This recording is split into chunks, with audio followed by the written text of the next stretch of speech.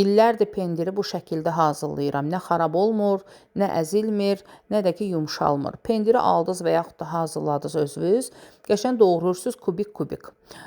Daha sonra bir xörək, mən belə deyim də 2 kiloluq pendirə 1 xörək qaşığı duz, 1 xörək qaşığı şəkər tozu qarışdırıb əlavə edirəm hər tərəfinə. Pendiri həmin o duzla, şəkər tozla batıraraq 1 sutka saxlayıram.